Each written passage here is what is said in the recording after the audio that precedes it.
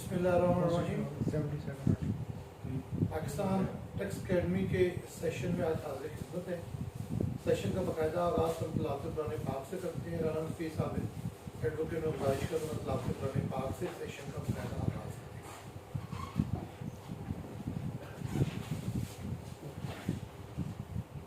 अऊज़ु बिल्लाहि मिनश शैतानिर रजीम। बिस्मिल्लाहिर्रहमानिर्रहीम। कुल हुवल्लाहु अहद अल्लाहुस समद लम यलिद वलम यूलद वलम यकुल लहू कुफुवन अहद। सदक़ल्लाहुल अज़ीम। जज़ाकल्लाहु खैर। सेशन को आगे बढ़ाने से कबल तमाम नाज़रीन से गुजारिश करूँगा कि नबी सल्लल्लाहु अलैहि वसल्लम पर एक दफ़ा दुरूद पाक पढ़ लें।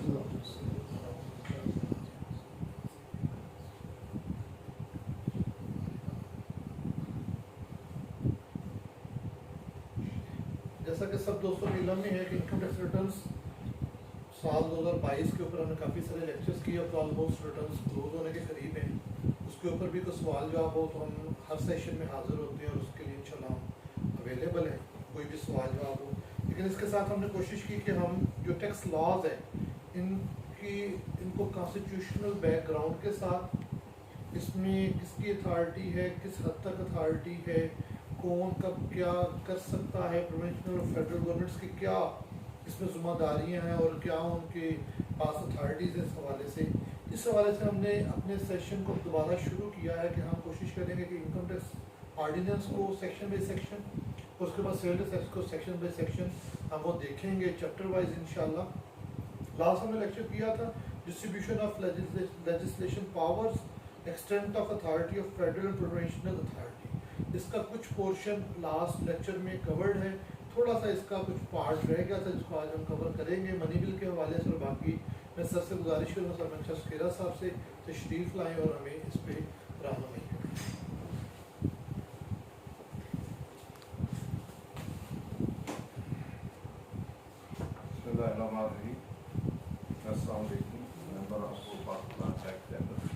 तो आज का हमारा टॉपिक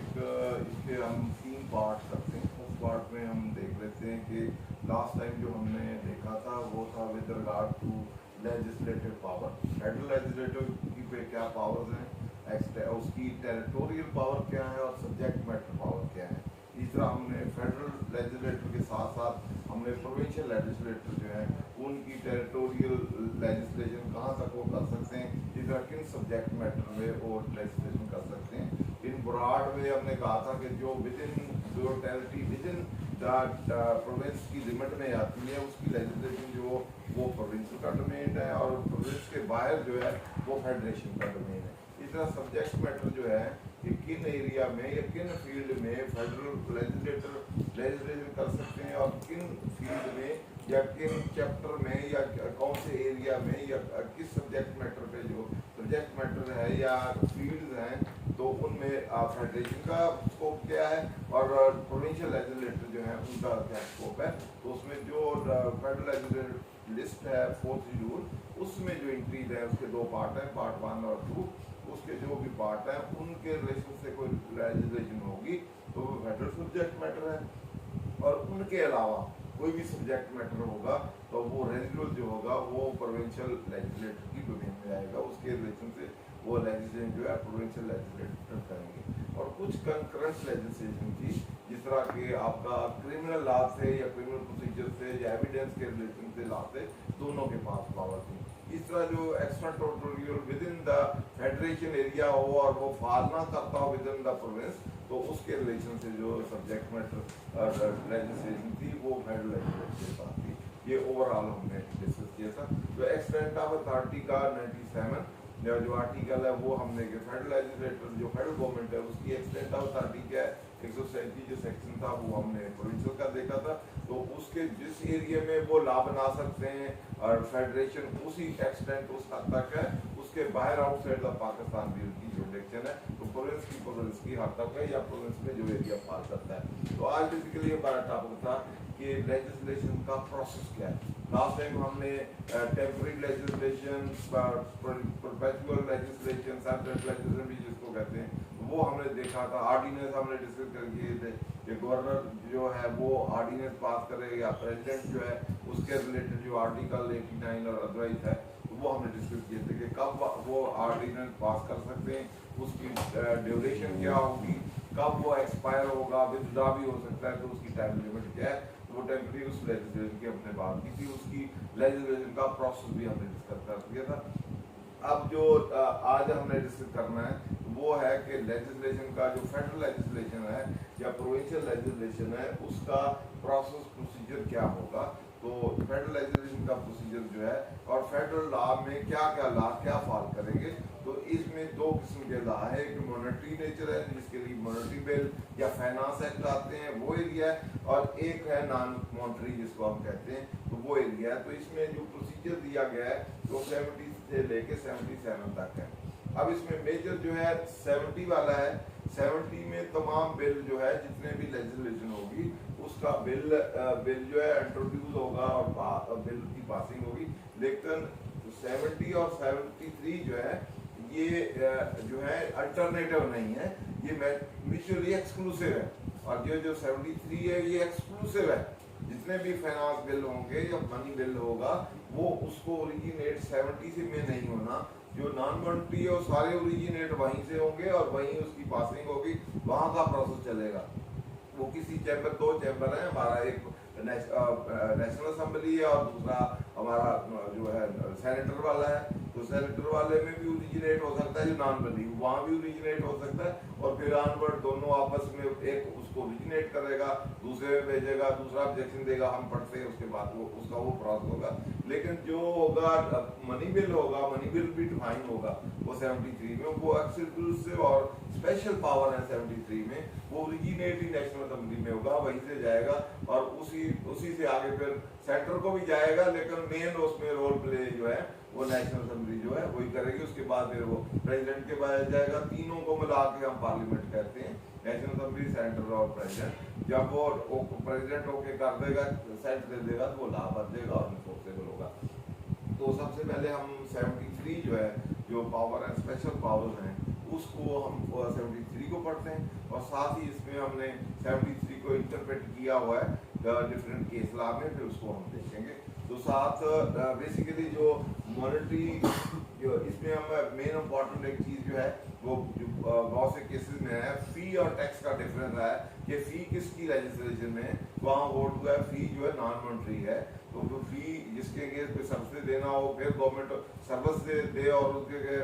फीस ले, तो वो वाला मॉनेटरी बिल में नहीं आएगा। मॉनेटरी बिल के हम देखेंगे क्या चीज़ें आती हैं। तो जो है fully extraction of money from the हो, जिसका पर्पज या सर्विस कोई ना हो, कंसोलिडेट जो कॉमन फंड है या कॉमन पूल है वहाँ जाए, और स्टेट की ऑप्शन वो कहाँ इस्तेमाल करना है, तो वो हमारा टैक्स का या मनी बिल होगा। उसके अलावा उसमें हेड भी डिफाइंड है कि ये वाले होंगे तो मनी बिल है, इसके अलावा जो होंगे वो मनी बिल नहीं होंगे। तो फीस या सोशल लेजिस्लेशन जो है वो 70 वो ओरिजिनेट वहाँ से होंगे। मनी बिल में अगर कोई फी या इस तरह की चीज़ लगती है तो वो वाली फिर चैलेंज हो सकती है। फिर अकॉर्डिंग भी उसको फिर स्ट्राइक डाउन भी किया, जैसे वर्कर वेलफेयर फंड है,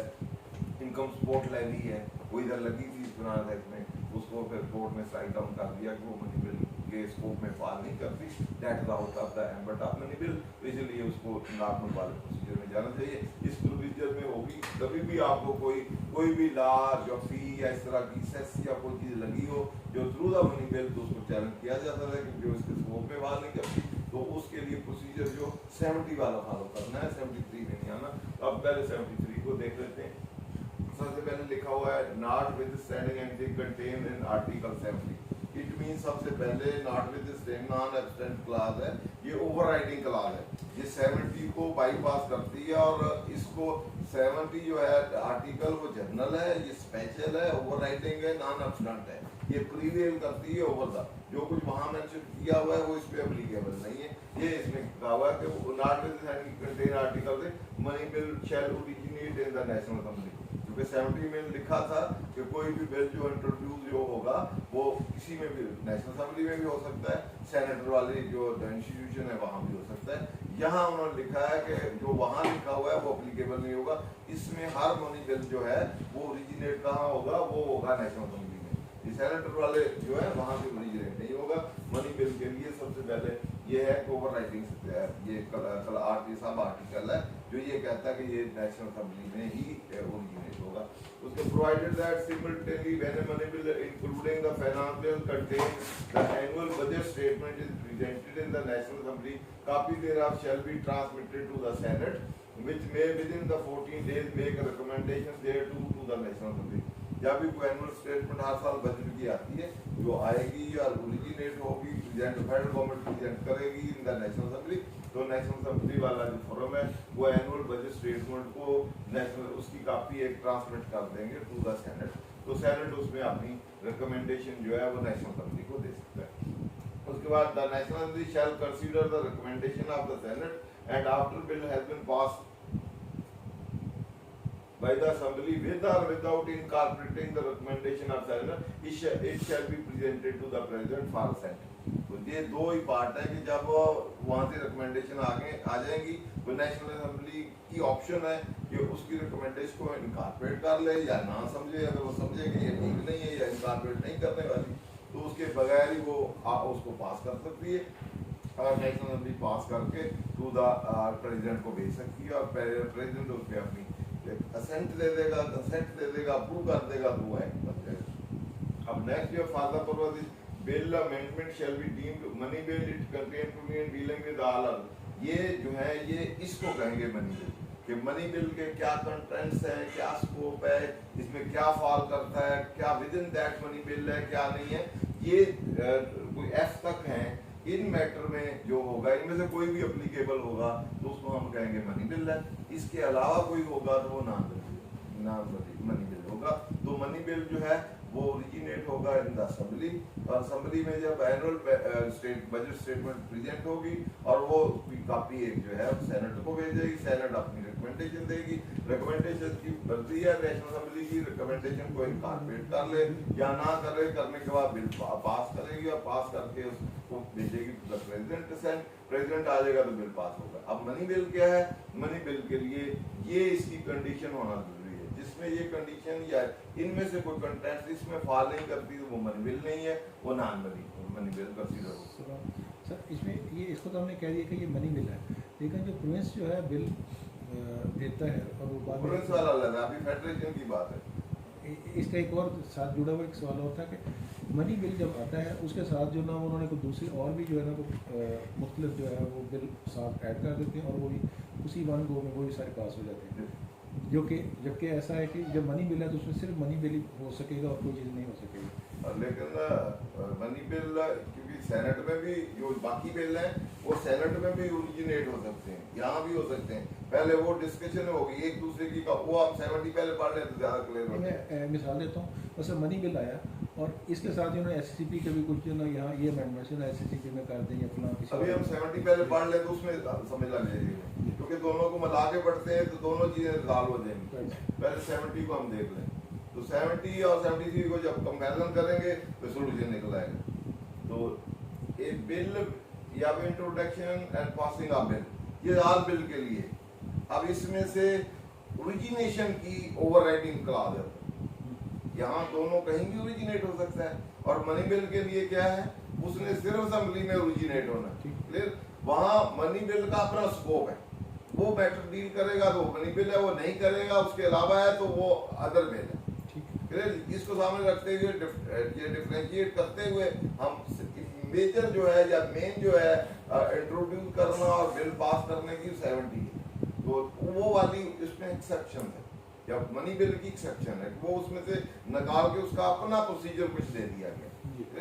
तो a bill with respect to any matter in the federal legislative list, ये फेडरल की बात होती है, list may originate in either house and shall if it is passed by the house in which it is originated be transmitted to the other house, and if the bill is passed without amendment by the other house also it shall be present to the president for assent। ये किसी एक house में या senate में originate हो सकता है या आपका असेंबली में हो सकता है, कहीं भी हो सकता है जो बिल होगा, तो ओरिजिनेट होगा तो फिर वो ओरिजिनेट जहाँ होगा उसने पास किया वो फिर आगे दूसरे हाउस को भेजेगा, दूसरा हाउस जो है उस पर ऑब्जेक्शन भी दे सकता है, फिर वापस भेज सकता है, फिर दोबारा हो सकता है या वो भी दूसरा हाउस भी उसको उसी तरह पास कर दे, और पास करके फिर वो दोनों ने पास कर दिया तो वो प्रेसिडेंट को चला जाएगा, प्रेसिडेंट साइन देगा तो एक्ट बन जाएगा। अब दूसरी सिचुएशन आ गई, इफ द बिल अगले दूसरी सिचुएशन जहां कोई ऑब्जेक्शन होगा, if the bill transmitted to the house under clause 1 is passed without amendment, it shall be sent back to the house in which it is originated, and if that house passes the bill with those amendments, it shall be presented to the president for assent. अब उसने amendment एक ने originate किया, पास किया, और दूसरे को भेज दिया, उसने कुछ अमेंडमेंट कर दी, तो अमेंडमेंट करके वापस उसको भेजेगा, वो फिर पास करके उसको फिर प्रेसिडेंट को भेज देंगे और फिर पास हो जाएगा। If the bill is transmitted to a house under the clause is rejected or is not passed within 90 days of its laying in the house, ये सिचुएशन है कि दूसरे हाउस को जो रिजेक्ट कर दी है, पहले पास कर दी है, दूसरे रिजेक्ट कर दी, is rejected or is not passed within the 90 days, या अपने पास लेके बैठ के within 90 days of laying in the house or bill sent to the house under section 2 with amendment is not passed, then या amendment वाला भेजा है, उसे वापस करके फिर कहीं उसने पास किए by the house with such amendment, the bill at the request of the house in which it is originated shall be considered in joint sitting। फिर क्या होगी, फिर दोनों को इकट्ठा बैठाया जाएगा, उसने ऑब्जेक्शन आ गया, उसने नहीं किया या नहीं किया, तो उसके बाद फिर जॉइंट हाउस दोनों का, तो सेनेट का और दोनों का हो जाएगा। And if the pass by the vote of majority of the member present and voting in the joint sitting, it shall B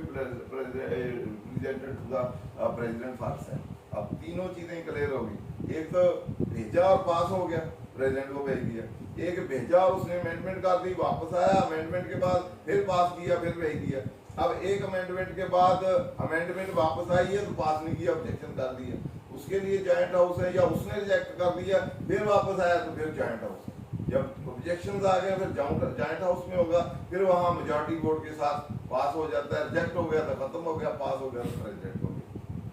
ये in this article and section provision of the constitution, federal legislative list in the fourth schedule, इसके तहत fourth schedule बन गई है, क्योंकि ये फेडरलाइजेशन का ये है सारा नॉर्मल प्रोसीजर, जो जनरल प्रोसीजर। अब जनरल प्रोसीजर में एक मनी बिल की एक्सेप्शन, ठीक, अब ये वाला अगर उसमें अगर जो आपका क्वेश्चन था, अगर वो उसी ने ओरिजिनेट किया है तो वैसे ही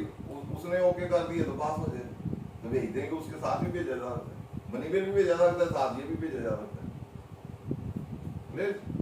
एक नहीं, ये ओरिजिनेट भी उधर से होना है, उसने वो भी पास कर दिया, वो ओरिजिनेट करके वहां से होके आ गया, और वहां उन्होंने स्टेटमेंट भेजी है, जो एनुअल बजट स्टेटमेंट है, और नॉन बिल भी साथ भी भेज दिया है, तो सेनेट ने भी ओके कर दिया, तो प्रेसिडेंट को इकट्ठे भेज दिया,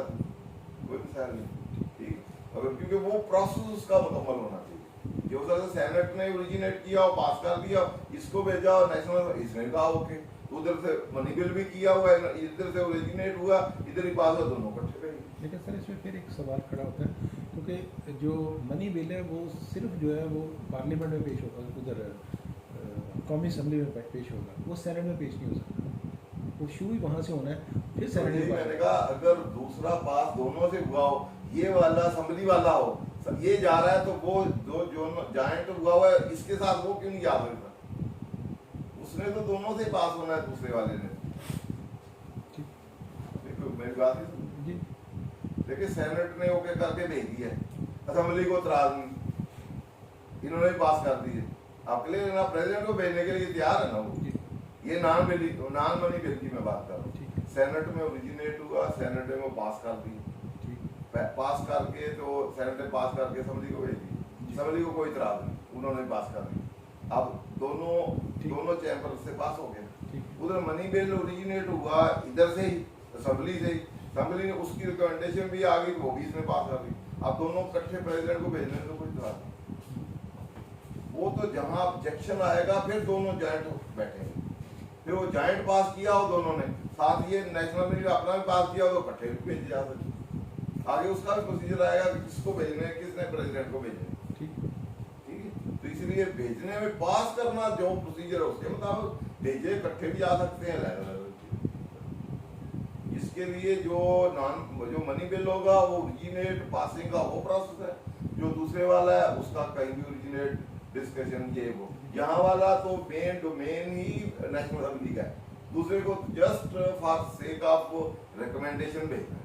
उसकी दे रिकमेंडेशन तब भी ठीक है, ना दे तब भी ठीक है, और इनकॉर्पोरेट नेशनल भी करे तब भी ठीक है, ना करे ना तभी ये तो होल सोल ही समझे नेशनल असेंबली का प्रोग्रेटिव हो गया,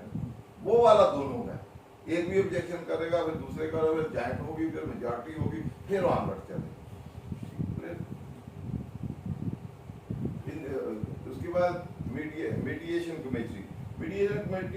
omitted by constitution 1800 as amended by various men। पहले थी कि अगर आपस में कोई मसला वो है तो mediation committee बना दें, वो पहले रिजॉल्व कर रहे तो फिर उसको रिजॉल्व करें, अब वो खत्म होगी। प्रोसीजर एक्ट जॉइंट, अब जॉइंट जहाँ होगी, ऑब्जेक्शन होगी, अमेंडमेंट होगी, तो उसमें ये president after consultation with the speaker of national and chair make a rule to the procedure with respect to joint sitting और communication between the two houses. Two houses को जब जहाँ वो ऑब्जेक्शन है, अमेंडमेंट नहीं है, जहाँ ज्वाइन करना है तो उसको प्रोसीजर दिया गया, वो प्रेसिडेंट है। A joint meeting of speaker national assembly in the session such may be determined by the rules made under clause 1 shall preside. कौन प्रिजाइड करेगा? बस सेनेट वाला करेगा। जब वो करेगा तो उसके लिए रूल बनाए जाएंगे, तो रूल में जिसको होगी पावर वो काटेंगे। Rule made under subclass shall be laid before the joint sitting and may be added, varied, amended or repealed at the joint sitting. Subject to the all seen at the joint sitting shall be taken by the vote of majority of member present and voting। वो joint sitting वाला majority of votes होगा। Procedure with respect to money bill। तो अब वो वाला जो है non bill वाला क्लियर है। अब हम यहाँ कुछ एक्सेप्शन हैं, यहाँ एक्सेप्शन है नॉट विद एनीथिंग। आर्टिकल 70 में लिखा हुआ था कि बिल कहीं भी ओरिजिनेट हो सकता है, वो सेनेट में भी हो सकता है, असेंबली में भी हो सकता है। यहाँ बार लगा दिया गया कि मनी बिल जो है वो ओरिजिनेट ही नेशनल असेंबली में होना है, वो सेनेट में ओरिजिनेट नहीं हो सकता। यहाँ इंट्रोड्यूस होगा और यहाँ जो एनुअल बजट स्टेटमेंट होगी तो वो उसको एज ए रिकमेंडेशन पर्पज के लिए भेजी जाएगी थ्रू द सेनेट, और सेनेट उसमें अपनी रिकमेंडेशन दे देगा। अब सेनेट की जब रिकमेंडेशन आ जाएंगी और नेशनल असेंबली चाहे उसने अमेंडमेंट में भी की, चाहे उसको माने या ना माने, वो वहां नहीं मानता था तो कहाँ जाना था? जॉइंट में जाना था और मेजॉरिटी के मुताबिक वो टर्न होता। यहाँ नहीं, यहाँ होली सोली इसके पास ही नेशनल असेंबली नहीं, उसको देखना है कि कारपोरेट कर भी सकती है कि सारी ठीक है तो कर ले, नहीं है तो उसको कहते रहते और पास करे और प्रेसिडेंट को भेज दे और प्रेसिडेंट को के कर दे तो पार्टी including किया गया हमने party national shall consider the recommendation after has been passed by the assembly without incorporating the recommendation of the senate shall be presented for the senate। यहाँ तक ये हो गया। अब हम देख लेते हैं कि स्कोप ऑफ मनी बिल क्या है, कौन सी चीजें जो है मनी बिल में आती हैं, और इसके अलावा जो सब्जेक्ट मैटर होंगे जिसमें फाल नहीं करेंगे वो नॉन मनी होंगे। उसके लिए 70 वाला प्रोसीजर अडॉप्ट होगा, 70 और 71 वाला, और जहाँ कहीं मनी बिल होगा तो फिर 73 वाला प्रोसीजर होगा। ये म्यूचुअली एक्सक्लूसिव हैं दोनों, ये ओवरराइडिंग और प्रिवेलिंग क्लॉज है with regard to money bill. Non money bill ये नहीं एप्लीकेबल, नॉन मनी बिल जो है वो आपका 70-71 में रेगुलेट होगा, और ये होगा तो इसमें for the purpose of this chapter bill or amendment shall be deemed to be money bill if it contain provision dealing with R or any of the following matter। उसमें ये सारे मैटर भी हो सकते हैं, इनमें से एक हो सकता है। अगर ये मैटर होंगे तो उसको हम कहेंगे कि ये मनी बिल है, जिसको हम फाइनेंस एक्ट के जरिए या फाइनेंशियल लेजिस्लेशन कहते हैं, या मनी मॉनेटरी लेजिस्लेशन कहते हैं, या फिस्कल लेजिस्लेशन कहते हैं, तो वो ये मनी बिल होगी। फर्स्ट वन है imposition, abolition, remission, alteration, regulation of any tax। तो टैक्स जो है एनी टैक्स हमने कहा कंपल्सरी एक्शन ऑफ मनी है। टैक्स और फीस में डिफरेंस हम थोड़ी देर बाद देखते हैं। जो फी वाला जो है उसमें जाएगा और टैक्स वाला इधर जाएगा। तो इसमें कंपोजिशन है पहला, कहीं टैक्स लगाना है। कंपोजिशन में 3 कंपोनेंट मेनली होते हैं, what person with respect to what subject matter and what rate at tax value charge. और फोर्थ भी होता है कि टैक्सेबल इवेंट क्या है, कि किस वक्त लायबिलिटी अराइज होगी, वो इवेंट होता है। तो कंपोजिशन है, उसको अबॉलिश करना है, अगर लगा हुआ है हार्ली रिवील करना है उसको, या उसको रिवोक करना है, या उसको सस्पेंड करना है, या वो करना है, तो वो अबॉलिशन वाला जो है उसमें आएगा। रिमिशन करना है, रिमिट कर देना है, ऑलरेडी ऑपरेटिव और रिमिट खत्म कर देना है, काफी ठीक है। अल्ट्रेशन करनी है, टैक्स रेट बढ़ाने हैं, कम करने हैं। अमेंडमेंट जो फाइनेंस बिल हर साल ही आता है, तो तो वो अमेंडमेंट है, वो अमेंडमेंट जो है अल्ट्रेशन नहीं है, अमेंडमेंट है। अमेंडमेंट में एडिशन है, डिलीशन है, सब्स्टिट्यूशन है, सब्स्टिट्यूशन के साथ साथ आपकी रिमिशन वगैरह या ओमिशन है, डिलीशन है या मॉडिफिकेशन है। इस तरह regulation of any tax, rule regulation है या उसमें प्रोसीजर है, असेसमेंट है, रिकवरी है, तो उसकी अमेंडमेंट ये वो जो है रेगुलेशन ऑफ टैक्स जो है रेगुलेट कैसे होगा, मशीनरी कौन सी होगी, किस कौन की असेसमेंट करेगा, कौन रिकवरी करेगा, कौन अनफोर्स करेगा, तो उसकी रेगुलेशन के रिलेशन से भी कोई है। तो ये वाले जो relating to assessment, recovery, imposition, regulation के जो मैटर है विद रिस्पेक्ट टू टैक्स, इसमें तो मेन सेंट्रल पॉइंट क्या हुआ टैक्स, और टैक्स के रिलेटेड जो है इम्पोजिशन, अबॉलिशन, खत्म करना, रिमिशन या अल्टरेशन या उसकी रेगुलेशन जो है टैक्स के रिलेटेड जो मैटर होंगे वो सारे अगर होंगे तो वो उसके मैटर होंगे, तो देन वो मनी बाद में फाल करेगा, नहीं होगा तो नहीं फाल करेगा। द बॉरोइंग ऑफ मनी, हमारे वाला जो हम जिससे कंसर्न है वो इसमें से पहले वाली, दूसरे वाले जनरल एंड फाइनेंस के हैं, आपके फाइनेंशियल बॉरोइंग शारोइंग या स्टेट बैंक के जो रेगुलेशन उसके बाद borrowing of money or giving of any guarantee by the federal government or the amendment of law relating to financial obligation of that government। तो federal government के relation से अगर उनको गारंटी देनी है या लॉ है फाइनेंशियल ओब्लिगेशन के रिलेशन से उनमें अमेंडमेंट है या लगाने हैं या फर्दर देने हैं, तो वो जो फेडरल गवर्नमेंट का है उसके रिलेशन से बारोइंग के मुताबिक बारो करना है, लैंड करना है या उसकी गारंटी देनी है, तो वो वाले जो मनी मिलते हैं यूजली ये हमारे फाइनेंस वाले नहीं, जिस तरह स्टेट बैंक है, बैंकिंग के जो है बारोइंग की, लैंडिंग की, वो वाला जो है वो वाला एरिया भी मनी मिलते हैं का, वो भी इसी मनी के जरिए क्रॉस होगा। इसी तरह custody of federal consolidated fund, the payment of money into और issuance of money from that fund. इस फंड में सारे टैक्सेस जाएंगे, कंसोलिडेट जो फंड होगा ये कॉमन पूल होगा, इसके अंदर टैक्स मनी जो भी कलेक्ट होगी, कस्टम से, सेल टैक्स, फेडरल एक्साइज या सेल टैक्स या दूसरे भी जितने भी फेडरल लेवीज हैं वो सारी कंसोलिडेटेड फंड में जाएगी। अब कंसोलिडेटेड फंड में से कोई उसके कंसोलिडेटेड फंड को कैसे रेगुलेट करना है, उसमें कौन से पैसे भेजने हैं, कौन से निकलवाने हैं, या उसको कैसे रेगुलेट करना है, या वहाँ से इशू क्या करना है, उसके रिलेटेड भी कोई लॉ होगा तो वो भी फिर मनी बिल समझा जाएगा, और उसके लिए भी ये 73 में प्रोसेस है उससे रेगुलेट होगा। Composition of charge upon the federal consolidated fund or abolition or alteration of any such charge, उसमें कोई चार्ज लगाना है, वहाँ से निकलवाना है, लेना है, तो कंसोलिडेटेड फंड के रिलेशन से जो भी उससे उसकी डीलिंग है, रेगुलेशन जो है वो उसके रिलेटेड जो लॉ होगा वो मनी बिल कंसीडर होगा, और इस प्रोसेस के जरिए इधर सीधा money on account of public accounts of federation का जो पब्लिक अकाउंट है उसमें पैसे जाने हैं, भेजने हैं, निकलवाने हैं, उसके रिलेटेड जो भी लॉ बनेंगे वो भी पब्लिक अकाउंट्स फेडरेशन का जो सब्जेक्ट मैटर होगा उसकी कस्टडी में क्या है, उसमें इन मनी का जो है आउट है या अदरवाइज रेगुलेशन जो है वो भी इसी में फॉलो होता है। Audit of accounts of federal government और प्रोविंशियल गवर्नमेंट, तो ऑडिट के जो मैटर्स होंगे उसके रिलेटेड से जो लॉ बनेगा, फेडरल गवर्नमेंट का हो या प्रोविंशियल का होगा, उसको भी हम मनी बिल करके समझेंगे, और वो भी इसी प्रोसेस जो 33 वाला प्रोसेस है इसके जरिए चलेगा। उसके बाद matter incidental to any matter specified in the procedure, ये जो एफ तक हैं इनके कोई इंसिडेंटल सैलरी एसोसिएटेड इन्हीं के सब्जेक्ट मैटर से रिलेटेड हों कोई, तो वो उसके इंसिडेंटल जो होंगे, जो भी मैटर उसके होंगे, वो भी उनके रिलेशन से भी कोई लॉ बनेगा, उसको मनी बिल कंसीडर होगा, और उसको 73 का प्रोसेस जो है वो लगेगा। उसके आप shall not be deemed to money bill by the reason only that it provides, ये बिल जो है मनी बिल नहीं होगा अगर सिंपली ये है for imposition of any fine या अदर पेक्यूनरी पेनल्टी या फॉर डिमांड और पेमेंट ऑफ लाइसेंस फी और चार्ज एनी सर्विस रेंडर, ये स्पेसिफिकली एक्सक्लूड कर दिए। फी चार्ज करनी है, लाइसेंस फी है या और कोई इसी तरह की पेनल्टी शनल्टी है, तो पीनल लॉ जो होंगे तो वो वाले उसको इसी बेस पे नहीं समझा जाएगा क्योंकि वे भी मनी इन्वॉल्व है, तो इसलिए इसको भी हम कह देंगे मनी बिल है, तो इसके क्रॉस होगा। फीस वाला जो फीस रेंडर का जो चार्ज है वो रेंडर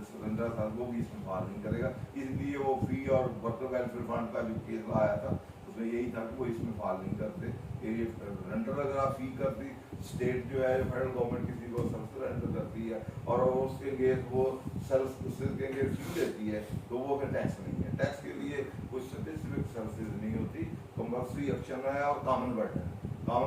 होता है वो लेना और कंसोलिडेटेड फंड में चला जाना है, और कंसोलिडेटेड फंड से फिर स्टेट की मर्जी है कि कहाँ कहाँ उसको इस्तेमाल करें। फी के लिए जो फी चार्ज की जाती है उसके अगेंस्ट गवर्नमेंट सर्विस रेंट करती है, वो सर्विस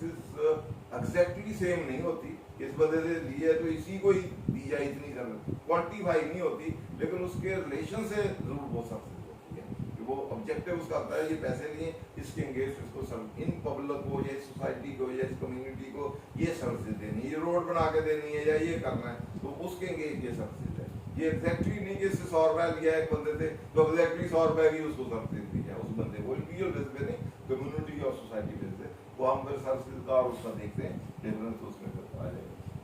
उसके बाद position of permission alteration regulation any tax by any local authority और बॉडी ऑफ लोकल प्रोटोकॉल, तो वो लोकल वाले जो पोजीशन है पोजीशन वो भी इसमें नहीं होगी, वो लोकल अथॉरिटी के अपने जो सब्जेक्ट मैटर होंगे उसके अंदर। If any question rise whether bill is money bill or not seen or figure license shall be final, तो अगर उसमें आरजी मनी बिल है या नहीं है तो फैसला कौन कर देगा, वो तरीका जो होगा उसका फाइनल होगा। Every money bill present for assent shall bear a certificate under the hand of the Speaker of the National Assembly that it is money bill and certificate shall be conclusive for all purpose and shall not be called in question। तो ये money bill pay वो president seal certificate दे देगा, वो होगा final, ठीक है। Federal government consent require for some matter, तो ये president send to bill money bill or recommended which is actually brought to operation would involve activity from the federal government or withdraw from the public account of the or function of state bank shall not be introduced moved by except by or with the consent of federal government। यहाँ consent लेना federal government की, जो ये आपके consolidated fund या state bank related जो matter है वहाँ उसकी approval होगी तो फिर वो introduce होगा। प्रेसिडेंट असेंट टू बिल, अब प्रेसिडेंट का प्रोसेस आ गया कि जब वो प्रेसिडेंट को भेजा जाएगा तो उसमें फिर वो किस तरह जो है उसकी असेंट किस तरह दी जाएगी, देता है नहीं देता, सिलेक्ट करता है तो क्या स्टेट है। When bill is presented to the president for assent, the president shall within 10 days assent to the bill, or in case of a bill, in case of bill other than money bill, return the bill to the Majlis Shura or with a message requesting that bill or any provision thereof be reconsidered and that any amendment specified therein in the message be considered। तो non बनी bill वापस भेज सकते हैं, non बनी bill जो है उसके साथ इसको दे के कह सकते हैं कि इसको रिकंसीडर करें, इसको देखें तो accordingly where the president has return the bill to the Majlis it shall be reconsider by the Majlis in joint sitting and if it is again pass with और without amendment by the Majlis by the vote of majority of the member of both houses present and voting, it shall be deemed for the purpose of constitution to have been passed by the both house and shall be presented to the president and the president shall give his assent within 10 days, failing which assent shall be deemed to have been given। अब दोबारा जब आ जाएगा तो दोबारा joint sitting होगी उस bill को, जब एक प्रेसिडेंट ने नॉन मनी बिल की, तो मनी बिल है वो तो गया तो ओके ही होना है, नॉन मनी बिल जब गया अगर प्रेसिडेंट ने समझा कि इसमें कोई ऑब्जेक्शन है बिल है ये चीजें सही नहीं है, रिकंसिडरेशन के लिए दोबारा भेजेगा टू द रेलेवेंट जो नेशनल असेंबली को, फिर नेशनल असेंबली में उसको जॉइंट मीटिंग होगी, जॉइंट मीटिंग में मेजॉरिटी ऑफ वोट से विदाउट अमेंडमेंट या विद अमेंडमेंट वो प्रेसिडेंट की जो है रिकंसिडरेशन वो उसके मुताबिक अमेंड भी किया जा सकता है, विदाउट अमेंडमेंट भी हो सकता है। उसके बाद जब जॉइंट हाउस उसको पास कर देगा तो फिर प्रेसिडेंट को भेजा जाएगा, अगर विद इन 10 डेज वो नहीं पास करता तो वो ऐसे ही होगा deem to be allowed assent उसने दे दी। और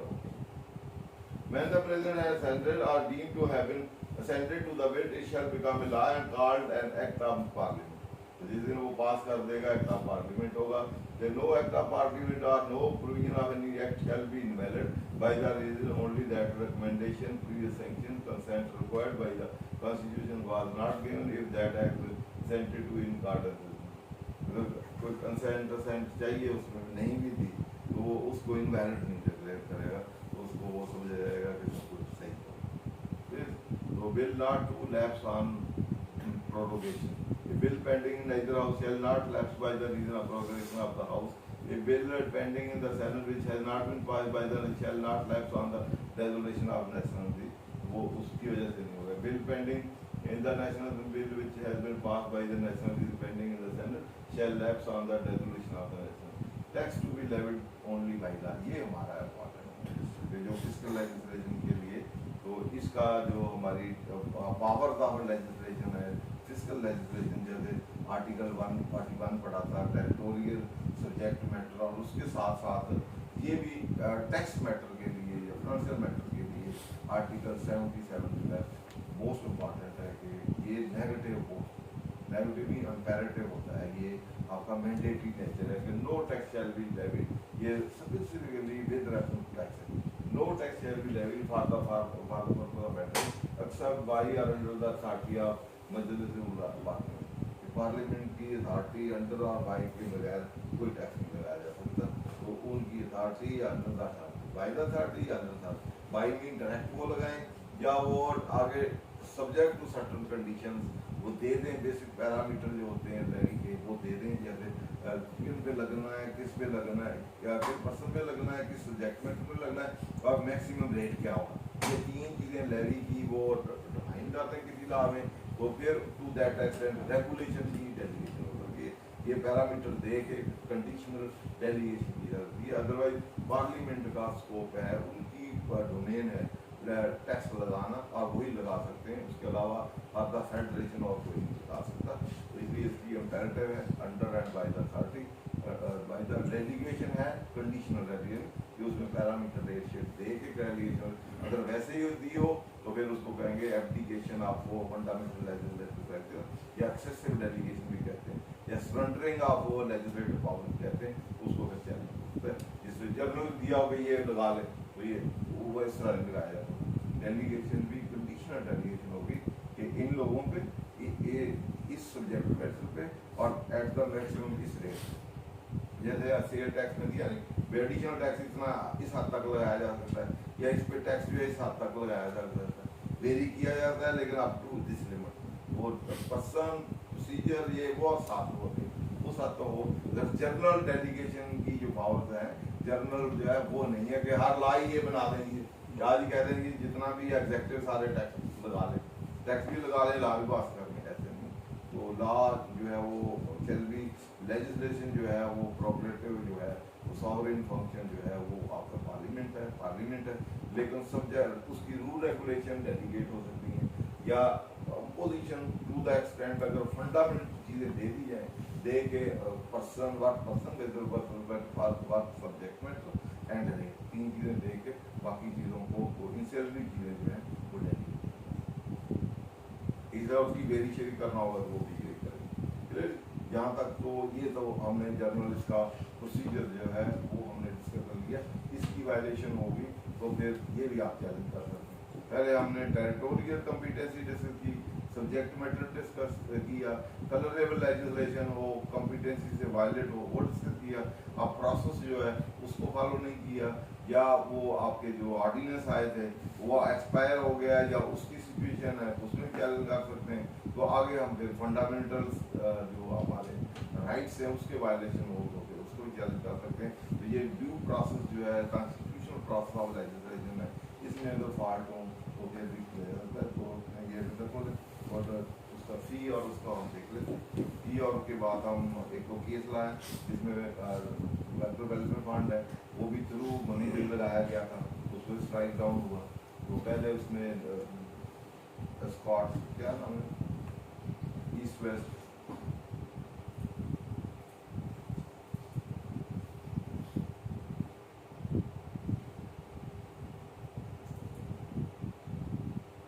ये हिस्ट्री आपको इसको आप पढ़ सकते हैं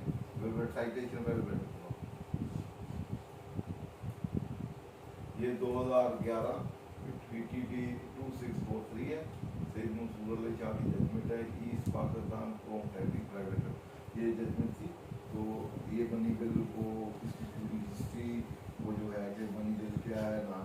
मनी बिल क्या है, इसका स्टेटस क्या है, स्कोप क्या है, और इसके में क्या क्या मैटर आ सकते हैं क्या नहीं आ सकते, तो ये वर्कर वेलफेयर पर के रिलेशन से ताकि वर्कर वेलफेयर थ्रू वो इसके फाइनेंस बिल जो है या मनी बिल से आ सकता है, क्योंकि अल्टीमेटली अफोर्ड हुआ नहीं आ सकता क्योंकि ये फ़ी है, ये जो है टैक्स नहीं है, तो फिर ये आगे वर्कर वेलफेयर फंड जो है ये आगे सुप्रीम कोर्ट में गया, सुप्रीम कोर्ट ने उसको होल्ड किया और अंडर उसका इसको कराती हाई कोर्ट की रिवर्स आई थी, ये इस तरह थी, तो जिस तरह को अफोर्ड कर दिया, दुरानी में भी किया, वर्कर वेलफेयर फंड में भी किया, तो अब उसी में देखिए उसको हम थोड़ी सी हिस्ट्री 73 को थोड़ा सा देख लेते हैं, उसके बाद फिर हम उसको देखेंगे फी और उसमें टैक्सेशन में क्या रहता है। ये ऊपर हिस्ट्री कहाँ से शुरू होती है?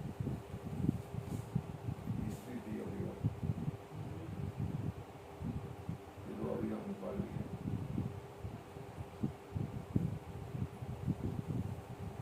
ये डिस्टिंक्शन भी ठीक है। The distinction between tax and fee has come before our court earlier in Abdul Ramla case. Akbar has judgment. हैं? दूसरे केस में वादे था ना डिस्टिंक्शन। हाँ इसमें भी है जब देख लो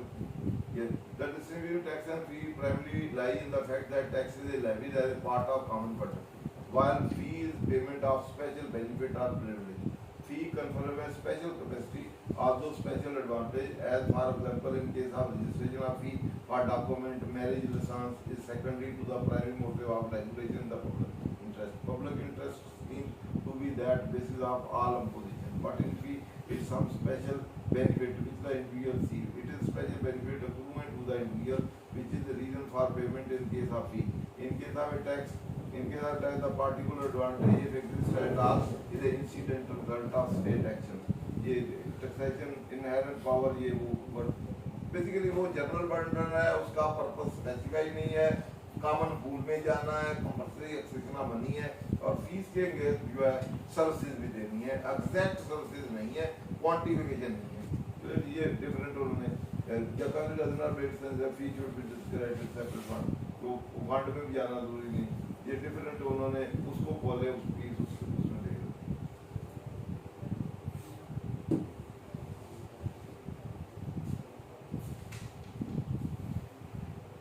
कौन सा बोला पॉपकॉर्न में दो चार पांच इसमें listing the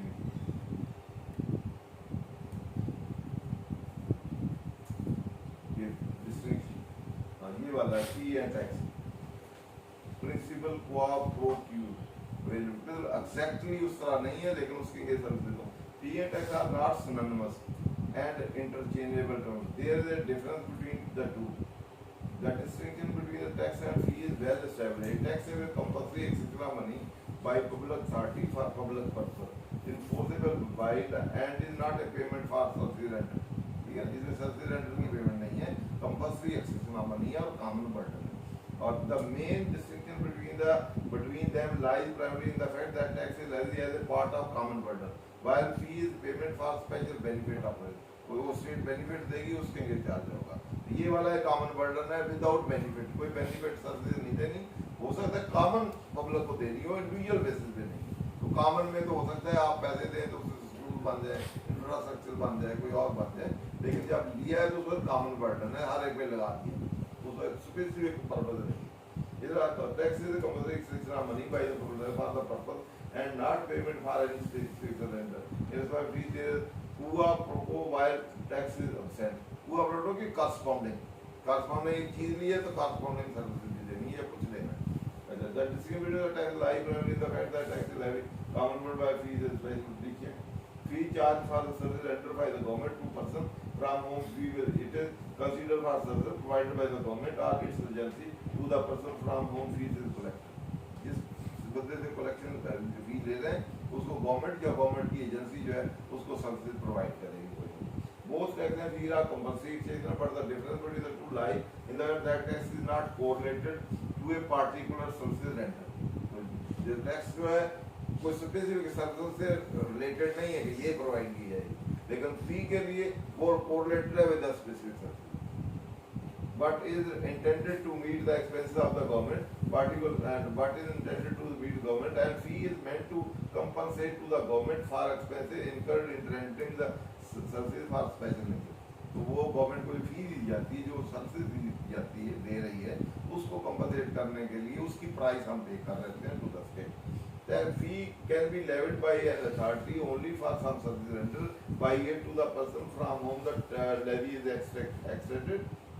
fee levied by any local authority can be justified only if there is some special service rendered to the person from whom fee is collected and the sum total of the activity a public light municipal council can be taken to account for this purpose. In some cases, it will not possible to show ये important. In some cases, it will not be possible to show with mathematical exactitude the price correlation between the amount realized as a fee from one particular person and services rendered. तो जैसे मैंने कहा था कि जरूरी नहीं कि इसने फी 2000 दी है तो 2000 की स्पेसिफिक उसी क्वांटिटी की वही सर्विस देते तो दिया एक एरिया के लोगों से पैसे दिए तो उस एरिया को सर्विस दी जाएगी। तो हो सकता है एक आदमी वहां से छोड़ के कहीं और इलाके में चला गया और फीस उसने भी दी हो तो एग्जैक्टली उसी क्वांटम जो है क्वांटिटी ऑफ फी और को एग्जैक्ट मैथमेटिकल कोरिलेशन नहीं है लेकिन इसका जनरल रिलेशन है कि ये फीस जो है सर्टन कंपनसेट करना है टू द स्टेट जो स्टेट ने उस इलाके में या उन लोगों को जो subsidy in a given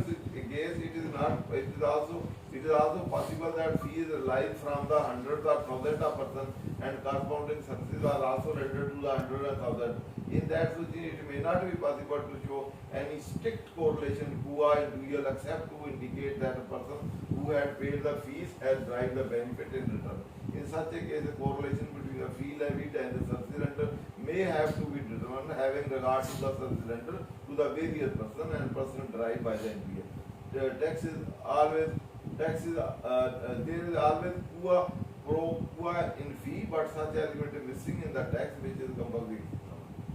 Various case line ये general difference है फी जो मैटर है वो आपका नॉन मिल का पार्ट है और ये वाला जो है टैक्स जो है मनी मिल का पार्ट है उसके लिए वो प्रोसीजर है उसके लिए वो प्रोसीजर है तो मेरा ख्याल खत्म करते हैं आज इसके हवाले से कुछ सवाल जो आज का टॉपिक है सर इस पे जो मिनिमम टैक्स लगाया गया जितने भी हम चीज़ें कर रहे हैं सप्लाईज है वगैरह वगैरह बाकी इतने सबको मिनिमम कर दिएगा वो इन्होंने अथॉरिटी कहाँ से ड्राइव की है कि आप हर चीज़ को जो है मिनिमम टैक्स के अंदर ले जाएं और लोगों के लिए इसमें बड़ी सारी परेशानी बनी हुई है। बेसिकली ये जो पावर ऑफ वो मिनिमम टैक्स है या फाइनल टैक्स है या प्रिजम्पटिव टैक्स है वो एंट्री नंबर 52 से जो 52 लास्ट टाइम हमने डिस्कस किए 2-3 दफ़ा हम डिस्कस कर चुके हैं कि लेजिस्लेटर के पास एंट्री 52 एंट्री 44, 45, 46, 7 जो है वो अवेलेबल है वो इलाई कार्टन में होल्ड हुआ कि जो एंट्री नंबर 44, 45, 46, 7 है वो एक्चुअल बेसिस ठीक है और जो 52 है वो इन लिeu ऑफ है in lieu of actual taxation income की टैक्सेशन या सेल टैक्स की या प्रोडक्शन की या एक्साइज की टैक्सेशन के बता इंस्टेड ऑफ दैट या इन लिeu ऑफ दैट लेजिस्लेटर के पास पावर है कि वो कैपेसिटी उसको कहते हैं कैपेसिटी टैक्स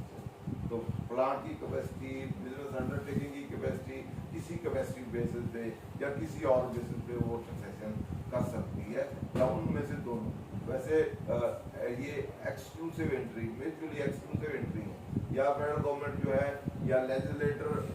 एक्चुअल बेसिस पे लगाएगा या फिर कैपेसिटी बेसिस पे लगाएगा मिनिमम टैक्सेशन या प्रिजम्पटिव टैक्सेशन या टर्नओवर टैक्सेशन ये जो है ये उनकी नेट होते हैं from on the basis of capacity तो उसमें क्योंकि 52 देख ले 50 taxes and duties on the production capacity of any plant, machinery, undertaking, establishment, installation. Establishment भी है establishment में business की capacity कितनी जितना मर्जी लगा ले और undertaking भी machinery की भी plant की installation भी in lieu of taxes and duties specified under entry number 44 में वो आपकी उसकी entry फेडरल साइज की होगी 47 इनकम टैक्स की है 48 जनरल वो कॉर्पोरेशन टैक्स है 49 जो है वो आपका सेल टैक्स है तो उनकी बजाय जो एक्चुअल बेसिस पे लगना है पीछे आ जाए 44 और ड्यूटी टैक्स साइज ड्यूटी अब यहाँ size duty actual production basis पे इंस्टेड ऑफ एक्चुअल वो कैपेसिटी बेसिस पे लगा सकते हैं। इस तरह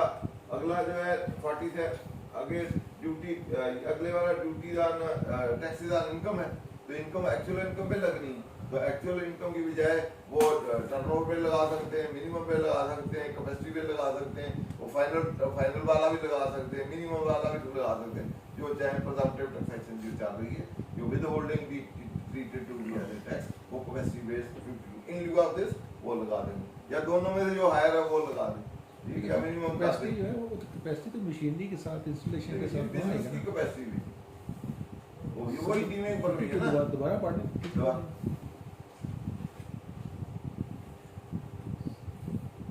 प्रोडक्शन कैपेसिटी ये एक production capacity of plant undertake establishment installation, ठीक है। इसमें से मशीनरी है इनफैक्ट, हैं ये मशीनरी से कहीं ना नहीं कहीं मशीनरी नहीं है, बिजनेस की बेस्ट है, इंडिपेंडेंट है हर चीज। एस्टैब्लिशमेंट इंस्टॉलेशन, अब एस्टैब्लिशमेंट की कैपेसिटी तो जरूरी है तो एक ही चीज यूज हो, या तो प्लांट एंड मशीनरी की कैपेसिटी होती है, मैन्युफैक्चरिंग इसमें इन्वॉल्व है, इसमें तो ट्रेडिंग या बाइंग सेलिंग वाला नहीं, ठीक है ना, वो सारे हैं इसमें, इसीलिए ब्रॉडर इन स्कोप। सिर्फ प्लांट एंड मशीनरी की कैपेसिटी पे बेस नहीं, अंडरटेकिंग की, अंडरटेकिंग कहते हैं ब्रॉडर बिजनेस जो आपने देखा है उसकी क्या कैपेसिटी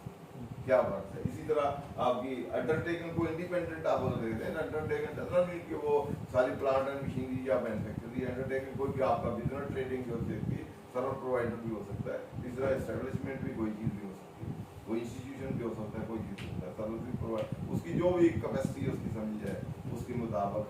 बेसिकली यहाँ से डीमिंग प्रोविजन उन्होंने। फिर इसके अलावा आगे आ जाए 59 एंट्री नंबर पे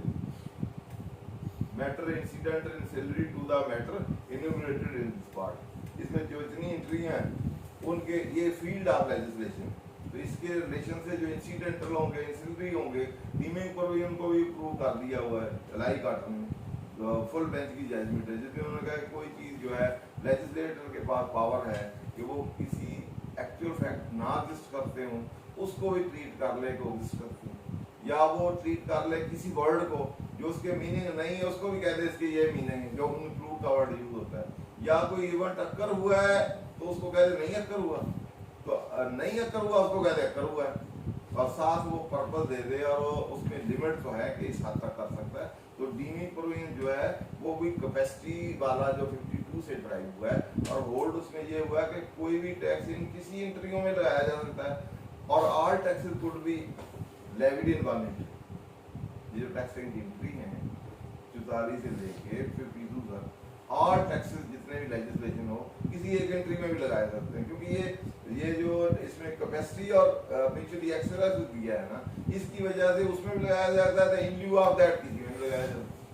तो उसको इस तरह इंटरप्रेट किया गया। तो लाई काटन की वजह से क्योंकि वहाँ प्रेजम्पटिव का ही वो AT B C मिनिमम थे, तो वो फुल बेंच ने वो जितने जजों ने वो की भी है जजमेंट, तो वो किसी के सवाल करती है जब तक वहाँ से ही सारी पावर ड्राइव होती है, और विद दीज इंट्रीज तो जब तक वो रस नहीं होती वो फिर पहले तो विद होल्डिंग के या प्रेजम्पटिव के 4 5 6 सेक्शन थे,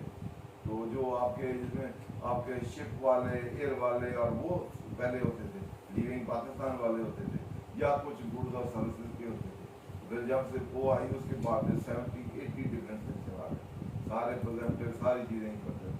जो डिडक्शन हुआ है ये तो हो गया ना, ये सुप्रीम कोर्ट की जो उनकी अपनी राय थी उनकी,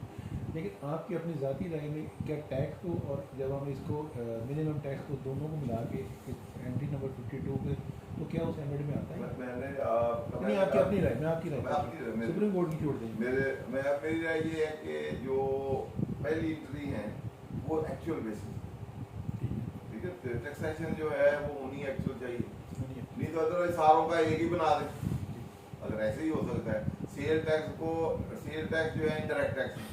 इनकम टैक्स डायरेक्ट टैक्स है, तो फिर तो दोनों में डिफरेंस ही कोई नहीं। सेल टैक्स इनकम टैक्स की एंट्री में लगाना है, उसमें लगाना है, तो फिर तो वही डायरेक्ट जो है जो फेडरल एक्साइज कस्टम जो डायरेक्ट इंटरनेट का डिस्टिंक्शन करते हैं, कहते हैं इन्फ्लेशन ना हो ये वो तो फिर सारी विद होल्डिंग जो है कास्ट पे हो या प्राइस हो तो पास ऑन आ गई हो जाती, वो सारे इंटरेक्ट टैक्सेस ही हैं। तो जब से अलाई काटना है उसमें मेरे ख्याल में तो भाई ये किस्म की मुल्क में जितना इन्फ्लेशन है ये सारा कुछ जैसे मर्जी जितना मर्जी लगा लो, तो लोग जो अमीर है इंडस्ट्रियलिस्ट है या ट्रेड है बिजनेस कम्युनिटी वो आगे पास ऑन कर देते हैं, और वो जो कम्युनिटी है जो रिचर है वो रिचर बनते जा रहे हैं, और बर्डन सारा पास ऑन किस पे हो रहा है, वो आम जो लोअर ब्रैकेट में फॉल करता है इनकम में उस पर हैवी बर्डन बनता है, जो हायर ब्रैकेट में बढ़ता है उसमें बर्डन ऑफ टैक्स कम पड़ता है। इंटरेक्ट टैक्स का यही है, अब 17% इस पे भी बढ़ना है तो उस पे भी बढ़ना है, तो इस पे इसकी क्योंकि अपनी कैपेसिटी कम है उसकी ज़्यादा है, तो ज़्यादा वाले को बोझ जो है इन टर्म ऑफ रेट तो वही है, इन टर्म ऑफ उसका वॉल्यूम उस पे कम है, इस पे ज्यादा है, उसकी बाकी रेजिडुअल इनकम या सेविंग ज्यादा होगी, जिसकी ज्यादा इनकम ब्रैकेट है, इस बेचारे की होगी नहीं, ये हैंड टू माउथ होता जाएगा। इसलिए उसका इम्पैक्ट जो है, बर्डन जो है, ड्यू टू के डायरेक्ट टैक्स भी इंडायरेक्ट बन गए, due to deeming, presumptive, final discharge, ये वो इस डिस्टिंक्शन को खत्म होने से, तो इम्पैक्ट जो है इकोनॉमी पे, इन्फ्लेशन, ये वो जो कुछ हो रहा है, तो इस वजह से, क्योंकि प्रिसाइज कोई उसमें लाइन ड्रा नहीं की गई, तो क्योंकि जजमेंट उसमें तो और भी बहुत से फलसफा लिखा गया है, तो कहा जी मुल्क गरीब है, जो एग्जम्पशन जिसको दी भी हुई है उस पर भी लग जाए ये कैपेसिटी बेस्ड है, क्योंकि एग्जम्पशन दिए जाओ कम से कम गवर्नमेंट को या कुछ ना कुछ पार्ट हर कोई दे, क्योंकि टैक्स जो है जब इनकम पे है, तो इनकम में तो इनकम आती है आफ्टर डेप्रिसिएशन, तो डेप्रिसिएशन के खर्चे नहीं होते, तो वहाँ कैश फ्लो तो होता है उनके पास, तो चलो मिनिमम की थ्योरी को इंट्रोड्यूस किया अभी ये इंडिया में, अमेरिका में, इधर उधर थ्योरी या मिनिमम टैक्सेशन दुनिया में बड़ी चलती है, तो कम से कम मुल्क में आप रहते हैं तो हर एक चाहे तो कुछ ना कुछ हिस्सा दे, तो कुछ ना कुछ हिस्सा 0.5% हर कोई टर्नओवर का ही दे दे, तो इस बेसिस पे उसको अप्रूव कर दिया मिनिमम टैक्स, क्योंकि थ्योरी ऑफ मिनिमम टैक्सेशन जो है टर्नओवर पे मिनिमम है। इंडिया में भी लगाया था कि उन्होंने कहा जो प्रॉफिट है आपका उसका कुछ परसेंट लगा दिया जाए, तो मिनिमम कर दिया जाए अकाउंटिंग प्रॉफिट पे, क्योंकि डेप्रिसिएशन की वजह से एक्सपेंस तो नहीं हुए, या आपने लॉस शो किए हैं, या कैरी फॉरवर्ड है, या डेप्रिसिएशन लॉस है, अनअब्जॉर्ब है, तो वैसे तो नहीं है, लेकिन कैश फ्लो कंपनियों के पास है या लोगों के पास है, क्योंकि ड्यू टू डेप्रिसिएशन या उसकी वजह से या एग्जम्पशन की वजह से आपको वो जो पैसे तो हैं आपके पास, तो कह रहे हैं कुछ ना कुछ लगा दिया जाए, तो मिनिमम जो टैक्सेशन थ्योरी है उसको India, Pakistan, Australia, different country का अलाई कार्ड पड़े, तो उन्होंने बड़ी पूरी थ्योरी दी है, थ्योरी दे के तो एंड में फिर उसको ये ना सिर्फ ये दोनों आपस में 0.5% जो है वो ठीक ना सिर्फ ये दोनों आपस में नहीं कंट्राडिक्टरी है, प्लस इक्विटी के भी अगेंस्ट है, इक्विटी के भी अगेंस्ट एक इसमें दूसरा ये है कि अदरवाइज हम देखें जब आपको टैक्सेशन लगती है, अगर कंपनी को लॉस है तो वो टैक्स जो होता है वो इक्विटी पे टैक्स होता है या कैपिटल पे टैक्स होता है, इससे आपकी एंटिटी की जो कैपिटल होता है उस पे टैक्सेशन हो रही, उससे लॉस ने पहले कैपिटल रिड्यूस किया है, तो अब ये वाला टैक्स लगेगा, ये आपके कैपिटल को और रिड्यूस करेगा, तो ये टैक्स ऑन इनकम नहीं है, ये टैक्स ऑन कैपिटल है, तो जब आप मिनिमम या इस तरह के टैक्सेशन लगाएंगे तो वो टैक्स ऑन इक्विटी या कैपिटल इक्विटी या कह लें टैक्स ऑन कैपिटल है, जब वो टैक्स ऑन कैपिटल है तो वो basic concept of taxation of income के अगेंस्ट है, तो ये है, तो ये इसको सामने रखते हुए जब ये नया ऑर्डिनेंस आया है, इसमें मिनिमम टैक्स जो है सेक्शन 113 सेक्शन में शुरू में लगा दिया गया, 2008-9 में उन्होंने कहा चलो नहीं लगा, पहले इसमें उन्होंने कहा जी चलो मिनिमम टैक्सेशन जो है ये अगर कैपिटल पे टैक्सेशन है या इक्विटी को ईट अप करता है, हम कहते हैं कि जिसका ग्रॉस लॉस होगा उस पर नहीं लगा, शुरू में ये इसमें प्रोविजन था कि आपका जिसका ग्रॉस लॉस होगा विदाउट डेप्रिसिएशन, ग्रॉस लॉस ही आपने अंदर किया है, gross loss mean sale minus cost of sale, तो ग्रॉस लॉस है तो उससे ये मिनिमम टैक्स नहीं लगेगा, क्योंकि उसने वाकई लॉस इनकम की है, उसमें एडवांस सैलरी को छोड़ दें तो जो की सेल परचेज पे ही लॉस हो गया है तो उस पर चलो नहीं लगता, उस पर लगाएंगे तो that is tax on capital या टैक्स ऑन इक्विटी, तो इक्विटी को वो ईट अप करना है, वो फिर आगे जाके वो प्रोविजन उनका हालात खराब है तो उस प्रोविजन को खत्म कर दिया, फिर उन्होंने कहा यार ये भी ठीक नहीं, फिर 2008 या 9 में मिनिमम टैक्स वैसे ही वो सेक्शन ही अबॉलिश हो गया, खत्म कर दिया, तो नहीं यार मिनिमम है ही ठीक, ये तो टैक्स ऑन कैपिटल है इक्विटी, तो एक साल मेरा खत्म किया, अगले फिर लगा दिया। Thank you. सारा जोर जो है लोकल बम रोड में मैं इंतहाई मशहूर हूँ तमाम पार्टिसिपेंट्स का, और इंशाल्लाह नेक्स्ट लेक्चर हम नए टॉपिक के साथ इंशाल्लाह फिर हाजिर होंगे आपके पास।